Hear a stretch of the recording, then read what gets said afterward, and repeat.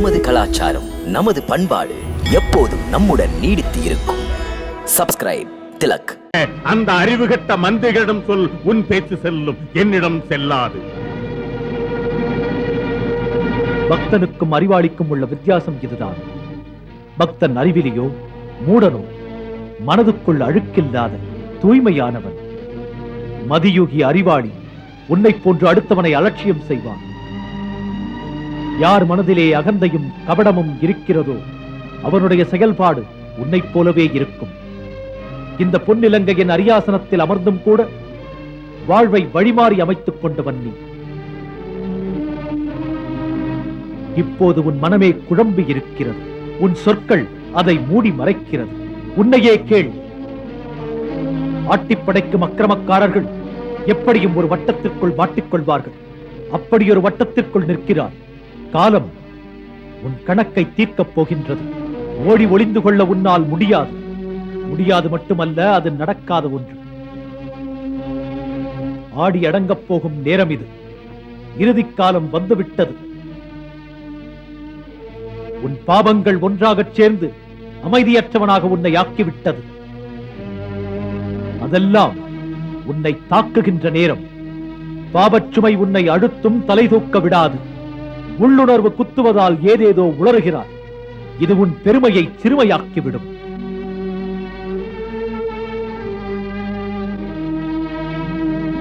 ராவணா, இதற்கெல்லாம் காரணம் உன் விதி.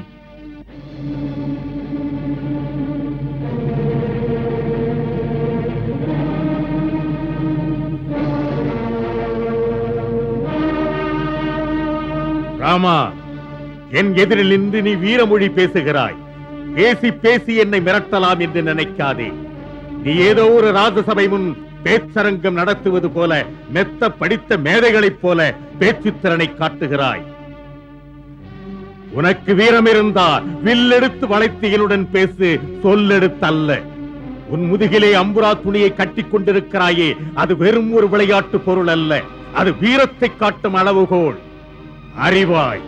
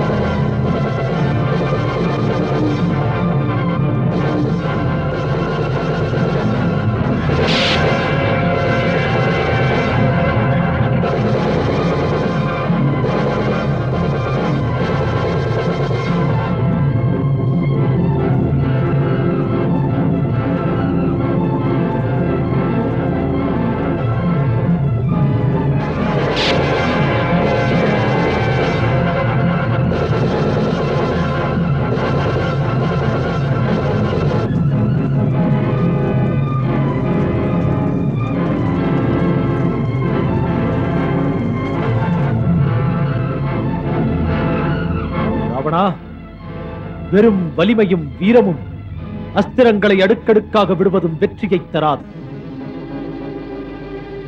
யுத்தத்தில் ஜெயிக்க தர்மம், நேர்மையான எண்ணங்கள் மிகவும் தேவை. நீயும் லக்ஷ்மணனிடம் சொன்னாய், நேர்மையெல்லாம் இங்கே நீ பார்க்கக்கூடாது என்று. நேர்மைதான் எங்களுடைய உயிர் மூச்சு. உன் போன்ற நிலையில் ஆயுதமின்றி நிற்பவனை எப்போதும் தாக்கியதில்லை. இதுதான் ரகுவம்சத்தின் வீரம். இலங்கை அரசனே, உனக்கு ஆயுதங்கள் இல்லை, தக்க துணை இல்லை, தேரும் கொடியும் இல்லை. செய்வதறியாமல் நிற்கிறாய் அதிர்ச்சியோடு. இதற்கு பெயர்தான் உன் விதி. விதியன வந்தனே வேதனையை தந்தனே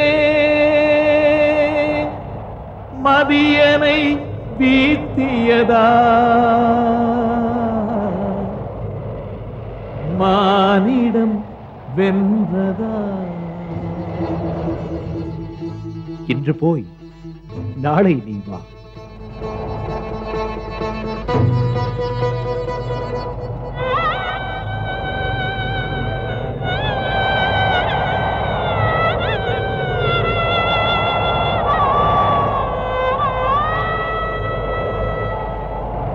இன்று போய் நாளை வாயென இவன் என்னை ஏவினனே.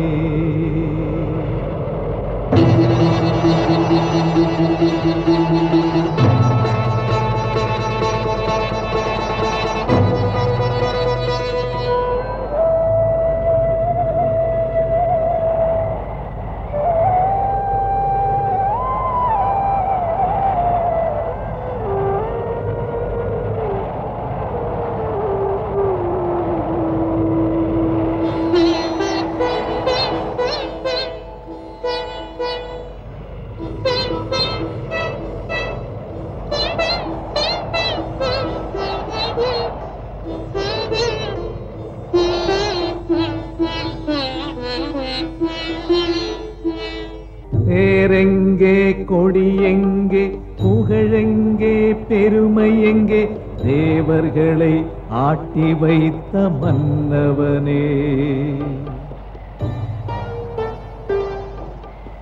ஊர்வலமாய் நீ வந்தாய், உன்னோடு ஓடி வந்த கூட்டமெல்லாம் குறைந்தது ஏன் மன்னவனே. திருக்கையிலை மலையை உந்தன் தோள் மீது தூக்கிக் கொண்ட திறமை குறைந்து போனது ஏன் மன்னவனே, ஏன் மன்னவனே. ஒரு மனிதன் ஒரு பாணம் அவன் எதிரில் தலை குனிந்தால் இலங்காபுரீஸ்வரன் யார் மன்னவனே, யார் மன்னவனே, சொல் மன்னவனே. சீதையிடம் ஆசை வைத்து சின்னத்தனம் புரிவதற்கு வேஷமிட்ட துணிவு எங்கே மன்னவனே. சிறந்தவர்கள் அறிவுரைகள் சொன்ன போது உதறிவிட்ட சிங்கம் முயல் ஆனது ஏன் மன்னவனே. நவக்கிரகங்கள் நடுநடுங்க காற்றும் மழையும் உனை வணங்க 8 திக்கு பாலர்களும் கதி கலங்க. சூரியனை சந்திரனை ஆணையிட்டு இயங்க வைத்த சூரத்தனம் போனதெங்கே மன்னவனே.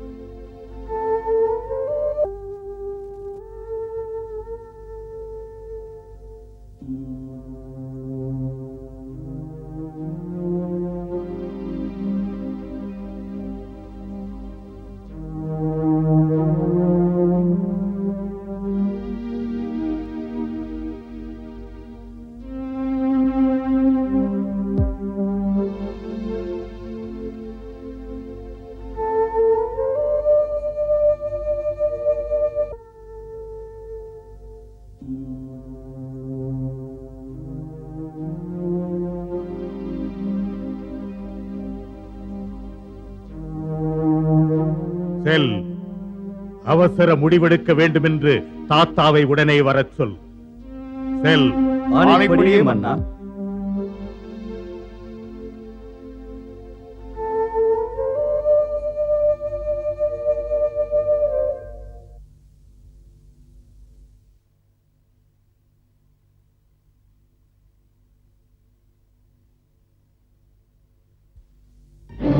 இந்த யுத்தமே ராட்சச சக்திகள் எல்லாம் சேர்ந்து இணைந்து சந்திக்க வேண்டியது. அதைத்தான் விரும்புகிறேன்.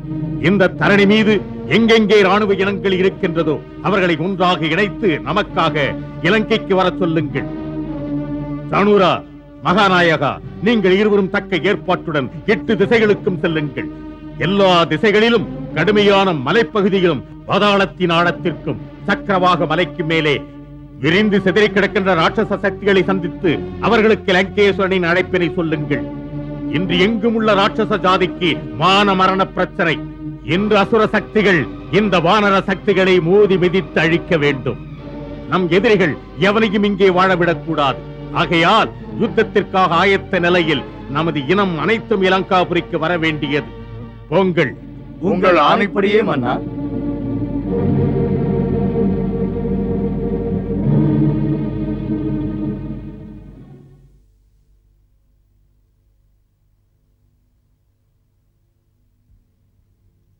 வணக்கம் தாத்தா.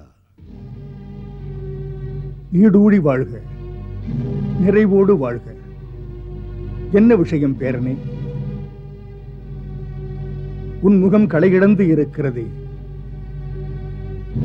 பொலிவுமிக்க உன் முகத்தை சிந்தனை திரை மூடியிருக்கிறது.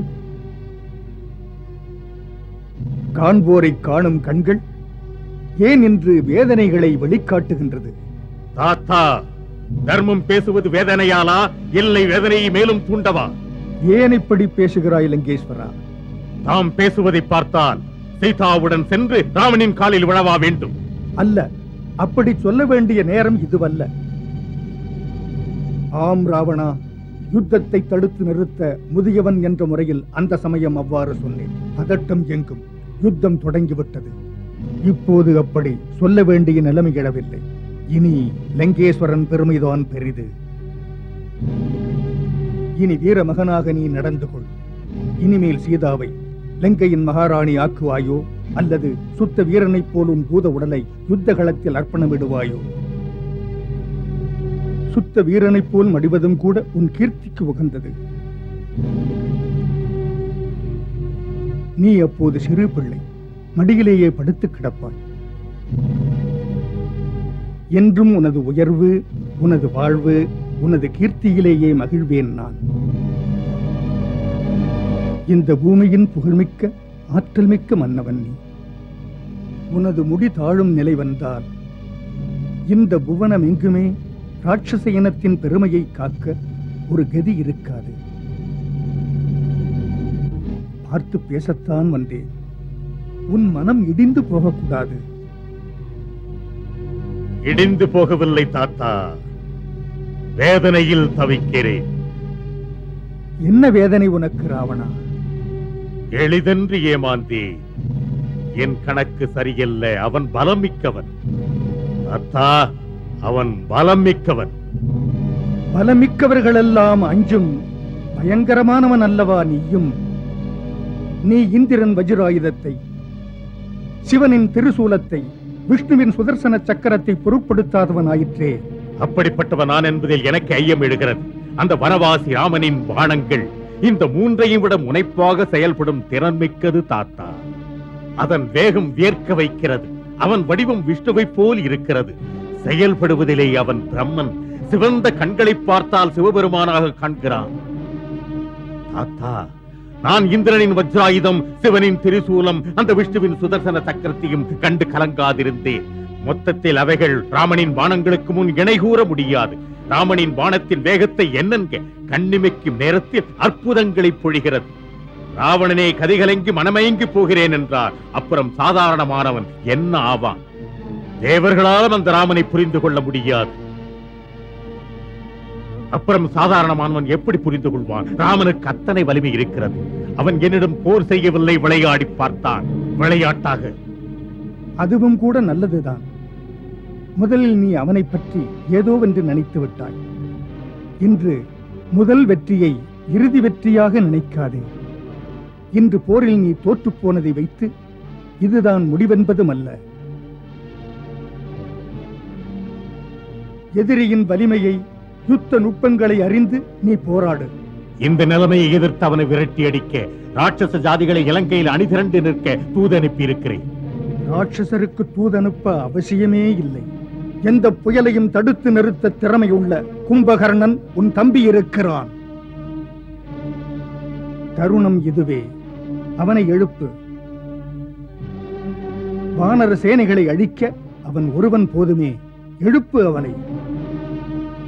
ஆச்சரியமாக இருக்கிறது. நான் எப்படி இந்த விஷயத்தை அடியோடு மறந்துவிட்டேன். தாத்தா, தாம் எனது பிரச்சனைகளுக்கு தக்க விடை தந்தீர்கள். ஏ விருபாட்சா, செல். கும்பகர்ணன் பள்ளேரி மாளிகைக்கு செல். எழுப்பி லங்கேஸ்வரனின் செய்தியை சொல். இன்று இலங்கைக்கு கும்பகர்ணனின் திறமை தேவைப்படுகிறது. செல். ஆணைப்படியே மன்னா. சீதா, சீதா, நல்ல காலம் வந்துவிட்டது மகளே. ஏற்படுமா விடிவு காலம் என்று ஏங்கினாயே, எதிர்பார்த்தது நிஜமாகிக் கொண்டிருக்கிறது. கற்பனை கற்பனை கற்பனை, நீ எதற்கு மாதா? கற்பனை என்பது நிஜமாகும் போது இப்படியும் நடக்குமா என்று ஆச்சரியப்படுகிறாயே ராணி. யுத்தம் தொடங்கியதா? அது நடக்கிறது. ஆச்சரியமான செய்தி வந்தது. அது அதிசயமே இல்லை. முதல் நாளில் வானரம் என்று அலட்சியமாய் இருந்தவன் ஏமாறும் அளவுக்கு அவன் வீரருக்கு ஸ்ரீராமனின் சேனைகள் பாடம் தந்தார்கள். என்ன அரக்கர்கள் புரிந்து கொண்டார்களா? பிரபு எப்படி இருக்கிறார்? என் மைத்துனர் லட்சுமணருக்கு குறைகள் என்று ஏதும் இல்லையே. குறைகள் என்று கேட்டால் ராவண கூட்டம் அடிபட்ட கதைகள் தான் சொல்கிறார்கள். ஸ்ரீராமனின் அஸ்திரங்களில் வெடிக்கின்ற இடியின் நாதங்கள், வெட்டும் மின்னல்களின் வேகங்கள், சுற்றி நின்ற நெஞ்சங்களின் அதிர்ச்சிகள், சுரர், அசுரர், தேவர், தானவர், எதிரிகள், இஷ்டர்கள் எல்லாரும் அவரை வைத்த கண் வாங்காமல் பார்க்கிறார்கள். இதயம் போல், ஒளிச்சுடர் போல், ஒரு ஜோதி போல், தன் நிலவு போல் பூமியிலும் வானத்திலும் எல்லா திசைகளிலும் ராமனின் சேனைகளே தெரிந்தன. இதன் பாதிப்பால் பாவி ராவணன் எப்போது மடிவான்? மடியப் போகிறான். போர்க்களம் வந்தபோது உன் மணவாளன் ஸ்ரீராமன் அவனை தன்னந்தனியாக நிறுத்தி ஆயுதம் இல்லாமல் செய்து எல்லோருக்கும் முன்பாக அவமதித்து அனுப்பினார். இந்த நிலையில் ஆயுதம் இல்லாதவனை ரகுவம்சம் தாக்காது என்றார். செல், நாளை வா என்றார். பிறகு பிறகு என்ன? அவன் ஒரு கோழையைப் போல் ஸ்தம்பித்து நின்றான். அவன் மன உறுதி நொறுங்கிவிட்டது. இப்போதைய செய்தி, அவன் தம்பி கும்பகர்ணனை களத்திலே இறக்குகிறான்.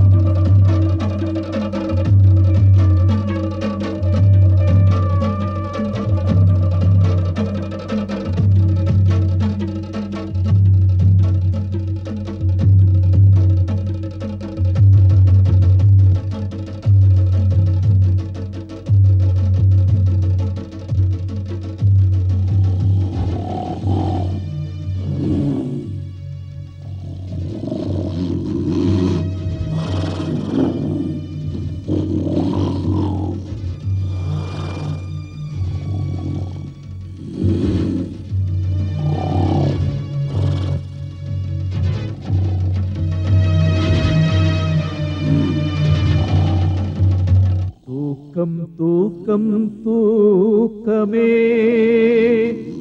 கும்பகர்ணன் தூக்கமே,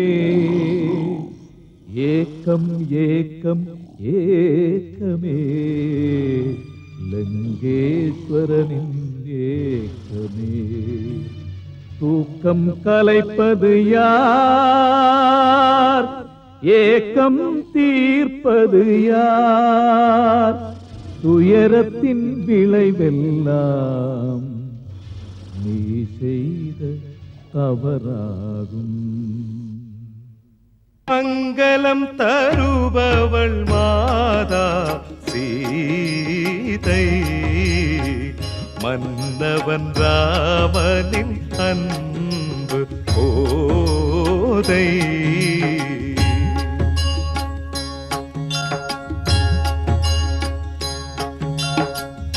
சீதாராமன் புனித கதை கேளீரே, மதுரம் மிகுந்த அனுபவம் பெற மாறீரே.